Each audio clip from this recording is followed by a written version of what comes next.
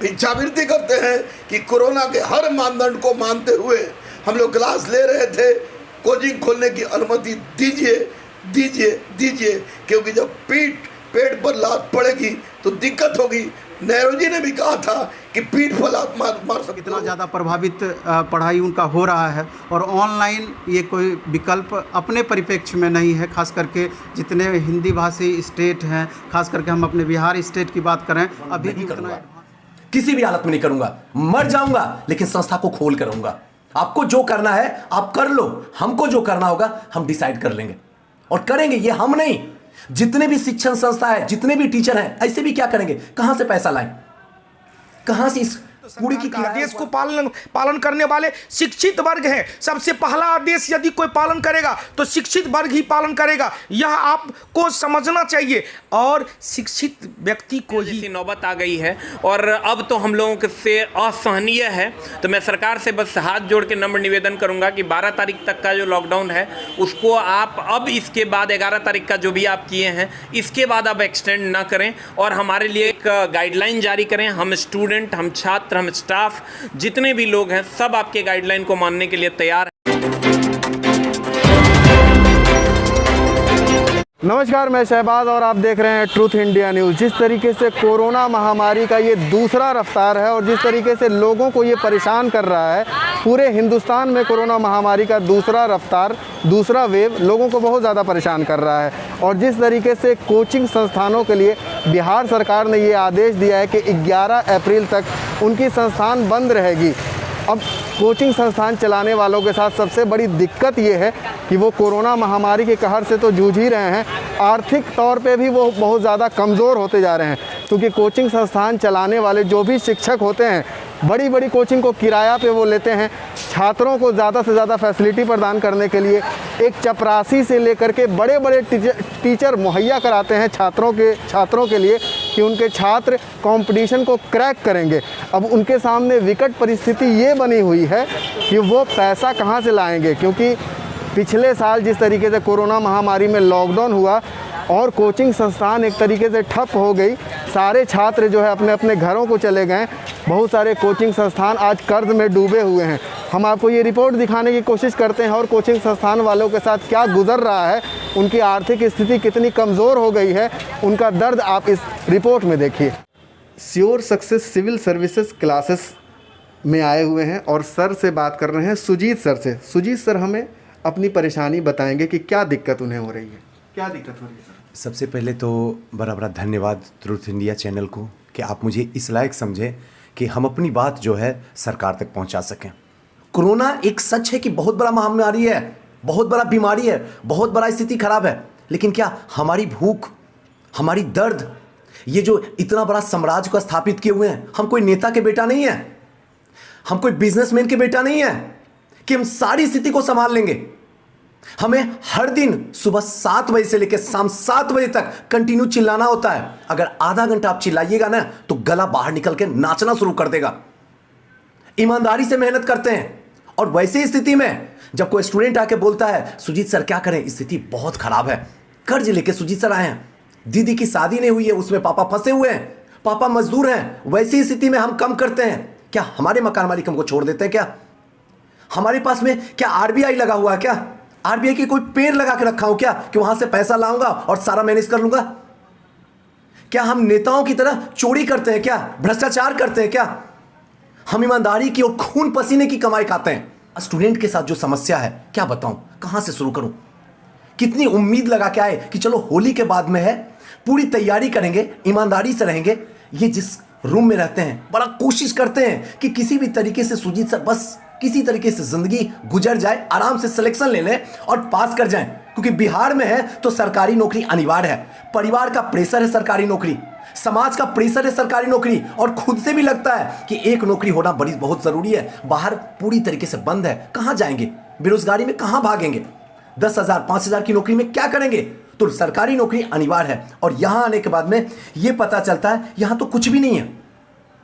अब ऐसी समस्या में मुझे बहुत दर्द होता है कि प्लीज, और ऐसी समस्या में ऐसे हमारे मुख्यमंत्री हैं जो खुद एक इंजीनियर हैं, और जो इंजीनियर होता है वो समझदार होता है, चारों डायरेक्शन से उसका दिमाग खुला होता है। लेकिन दुर्भाग्य है कि हमारे इकलौते ऐसे मुख्यमंत्री हैं पढ़े लिखे होने के बाद भी गवार वाली काम करते हैं, पढ़े लिखे होने के बाद भी शिक्षा को अंतिम पायदान पर रखे हुए हैं। आज तक समझ से पढ़े हैं कि आखिर ऐसा क्यों है? कोई भी पत्रकार उनसे यह नहीं आज तक पूछ पाया कि शिक्षा का स्तर आपके राज्य में सबसे गिरा हुआ है, पूरे देश में सबसे गिरा हुआ तब जब नालंदा जैसा यूनिवर्सिटी था, बुद्ध महावीर जैसे लोग पैदा हुए थे, अशोक जैसा प्रतापी राजा पैदा हुआ था। उसके बाद आपने शिक्षा का क्या हासिल कर दिया?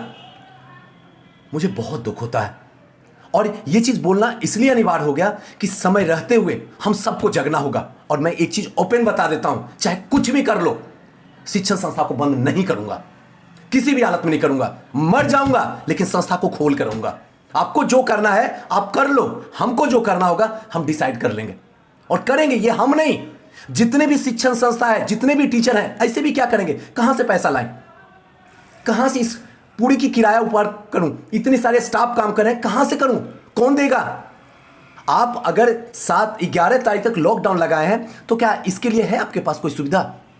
इतने दिन का किराया हम कहां से दें? आप दीजिएगा, और अगर दीजिएगा नहीं तो फिर इस तरीके का लॉकडाउन क्यों? हमारे साथ बात करने के लिए नवीन सर हैं प्लेटफॉर्म कोचिंग से। हम इनकी मजबूरी और इनकी क्या परेशानी है ये जानने की कोशिश करेंगे। क्या दिक्कत हो रही है सर? सबसे पहले तो ट्रूथ इंडिया न्यूज़ चैनल के दर्शकों को मेरा सादर प्रणाम। और लगभग सारांश आप सारी बातें बता दिए सारांश में ही कि कितनी विकट परिस्थिति से हम लोग गुजर रहे हैं। और सारे समझिए कि टीचर समुदाय, जो भी प्राइवेट शिक्षक जिसको आप बोलते हैं, अभी बहुत विपरीत परिस्थिति से गुजर रहे हैं। इसलिए गुजर रहे हैं कि अभी एक लंबा संकट का दौर हम लोग का ख़त्म हुआ। 1 साल तक लगभग पिछले मार्च से लेकर के इस मार्च तक तो ऐसे ही हम लोग प्रभावित थे। बीच में कोचिंग वगैरह खुलने का गवर्नमेंट का ऑर्डर आया, हम लोग खोले भी, और धीरे धीरे अब स्पीड पकड़ा ही था कि दोबारा ये लॉकडाउन वाली स्थिति एक तरीके से बन गई कि सारे शिक्षण संस्थान को पहली नज़र में इसको टारगेट किया गया। तो सबसे बड़ी दिक्कत तो ये है कि 50% अगर देखा जाए कोचिंग संस्थान तो लगभग बंद होने की कगार पे आ गई है या बहुत बंद भी हो चुकी है। और अब दोबारा से अगर ऐसी परिस्थिति पैदा हुई तो हम कह नहीं सकते हैं कि अभी कितने बुरे दौर से शिक्षक समुदाय गुजर रहे हैं और किस तरीके से इसको झेला जा सकता है। और इस बात को समझना होगा कि ये सिर्फ शिक्षक समुदाय की बातें नहीं हैं, इस पर आश्रित कितने जन हैं। जैसा कि आप भी बताएं कि अभी हम अपने ही कोचिंग की बात करें तो यहाँ 33 टीचर हैं, 17 स्टाफ है, पब्लिकेशन भी हमारा है, उसमें लगभग 55 आदमी पब्लिकेशन में काम करते हैं। लगभग 110 परिवार इससे हमारा डायरेक्ट रूप से चल रहा है। और इनडायरेक्ट रूप से अगर आप जोड़ लीजिए तो प्रेस में काम करने वाले, ठेला चलाने वाले, या हमसे रिलेटेड और भी जो बुक स्टॉल वाले, एक तरीके से सारे प्रभावित इससे हैं। और सबकी स्थिति को देखते हैं तो एक रोना सा आ जाता है कि सरकार कितनी निरंकुश हो गई है कि थोड़ा सा भी निचले स्तर से जो होना चाहिए कि एक बार हम लोग की समस्या को सुनने के लिए हमारे प्रतिनिधि को भी आमंत्रित करना चाहिए कि आप लोग का क्या दर्द है उसको समझने की कोशिश करनी चाहिए। लेकिन इसमें तनिक भी हमको आशा अभी नहीं लग रही है जिस तरीके से हम देख रहे हैं। अगर आपको बंद ही करना है तो सिर्फ शिक्षण संस्थान को क्यों टारगेट किया जाता है? आप देख रहे हैं कि आप मार्केट चले जाइए, चाहे सब्जी मंडी हो या अन्य मार्केट हो या फिर बस स्टैंड हो, हर जगह आपको भीड़ भाड़ वाली स्थिति देखने को मिलेगी। क्या वहाँ कोरोना नहीं फैल रहा है? अभी आप चले जाइए, अभी वेस्ट बंगाल में इलेक्शन है, आप देख रहे हैं कितना ज़्यादा संख्या में भीड़ वहाँ कलेक्ट हो रहा है। क्या वहाँ कोरोना नहीं फैल रही है? ऑनलाइन ये कोई विकल्प अपने परिप्रेक्ष्य में नहीं है, खास करके जितने हिंदी भाषी स्टेट हैं, खास करके हम अपने बिहार स्टेट की बात करें, अभी भी उतना एडवांस नहीं है कि हर किसी के पास एंड्रॉयड मोबाइल होगा और सारे बच्चे ऑनलाइन एजुकेशन का लाभ उठा पा रहे हैं। तो परेशानियां तो बिल्कुल है और इनको गवर्नमेंट को इसके बारे में सोचनी भी चाहिए। तो सरकार का ये निर्देश है कि कोचिंग संस्थानों को बंद रखना है, उसमें गुरु रहमान सर क्या सोचते हैं और क्या कितना खर्च है, कैसे मेंटेन करते हैं और पहले इन्होंने किस तरीके से मेंटेन किया और सरकार से क्या आग्रह करना चाहते हैं, हम इनसे बात करेंगे। आप हमारी इस वीडियो को पूरा देखिए। क्या दिक्कत है? देखिए, सबसे पहले तो मैं आपको चैनल को धन्यवाद कहूँगा। साथ साथ मैं बता दूं कि जो 2020 में कोरोना काल में जो दयनीय स्थिति प्राइवेट स्कूल और कोचिंग संचालकों की हुई, उस पर किसी भी तरह का ध्यान सरकार के द्वारा नहीं दिया गया। मजदूर के मरने पर 4 लाख था, लेकिन टीचर मरा तो उसको 4 रुपया भी देने की बात नहीं की गई। ये के प्रकार किसी भी तरह हाथ पैर जोड़ जाड़ के हम लोगों ने 1 साल के जो भाड़ा था कोचिंग का उसमें किसी तरह से कुछ कंसेशन करवाया, लेकिन मकान मालिकों के द्वारा पूरा माफ़ नहीं किया गया और पूरा पैसा हम लोग को देना पड़ा।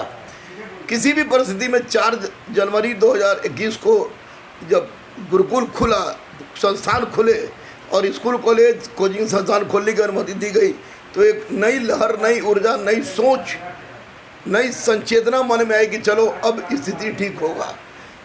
किसी तरह उठा पटक करके चलता रहा और होली के बाद जबकि इंटर और मैट्रिक सबका रिजल्ट निकल चुका है, वैसी परिस्थिति में जब हम लोग के लिए होता है कि कुछ बच्चे एडमिशन लेंगे और वैसी परिस्थिति में परिवार चलेगा, बच्चे भूखे नहीं मरेंगे, बच्चे के स्कूल कॉलेज का स्कूल फीस दिया जाएगा, वैसी परिस्थिति में सरकार के द्वारा ऐसा कदम उठाना 100% अनुचित है। तब जब चुनाव में कोई कोरोना नहीं होती है, हजारों हजार लाखों लोगों की भीड़ होती है, मॉल खुला हुआ है, सिनेमा हॉल खुला हुआ है, आपको होटल खुले हुए हैं, लेकिन कोचिंग संस्थान स्कूल कॉलेज बंद किया जा रहा है। मैं बता दूं आपको कि यह आपको वही फिरौन की कहानी याद दिला रहा है कि फिरौन ने अपने मंत्री से कहा कि तुम ऐसा करो कि पूरे साम्राज्य की शिक्षा व्यवस्था समाप्त हो जाए। तो फिरौन ने साम्राज्य के लोग हमको भगवान मानना शुरू करें, अल्लाह मानना शुरू करें। तो उस मंत्री ने कहा कि हुजूर 1 दिन का मोहलत दीजिए। तो बोला कि 1 दिन में तुम क्या करोगे? तो बोला कि 1 दिन में जितना भी स्कूल कॉलेज पाठशाला मदरसा है सबको हम बंद कर देंगे, बर्बाद कर देंगे, फिर जाहिलों की कौम पैदा होगी और आपको अल्लाह मानने के लिए तैयार हो जाएगी। तो ये सरकार नहीं चाह रही है कि बच्चे पढ़ें, यह सरकार नहीं चाह रही है कि कोचिंग संचालक जिंदा रहें। आपको छोटे छोटे कोचिंग संचालक छोड़ के भाग गए हैं। हम लोग भीख नहीं मांग सकते हैं क्योंकि हम लोग पढ़ाते हैं और सरकार के द्वारा जो काम किया गया है, सैनिटाइजर की व्यवस्था करें हम, मास्क की व्यवस्था करें हम, सोशल डिस्टेंसिंग से पढ़ाएं हम, तो फिर कैसा कोरोना, कैसी सरकार? भूखे मर रहा है कोचिंग वाला, भूखे मर रहा है प्राइवेट स्कूल वाला। उसके लिए सरकार को सोचना चाहिए कहीं ऐसा ना हो कि बच्चों के मन में आक्रोश आए और एक नई क्रांति हो जाए जो 74 से बड़ी क्रांति होगी। इसलिए माननीय मुख्यमंत्री से मेरा आग्रह है कि मैं गरीब शिक्षक तमाम शिक्षकों की ओर से भिक्षावृत्ति करते हैं कि कोरोना के हर मानदंड को मानते हुए हम लोग क्लास ले रहे थे, कोचिंग खोलने की अनुमति दीजिए दीजिए दीजिए, क्योंकि जब पेट पर लात पड़ेगी तो दिक्कत होगी। नेहरू जी ने भी कहा था कि पीठ पर लात मार सकते हो, पेट पर नहीं, और हम लोग के डायरेक्ट पेट पर लात पड़ रहा है। ऐसी परिस्थिति में मरता क्या नहीं करता, कुछ भी करने के लिए हम लोग तैयार हैं। अभी हमारे साथ कौटिल्य जीएस टीचिंग सेंटर के प्रदीप सर हैं।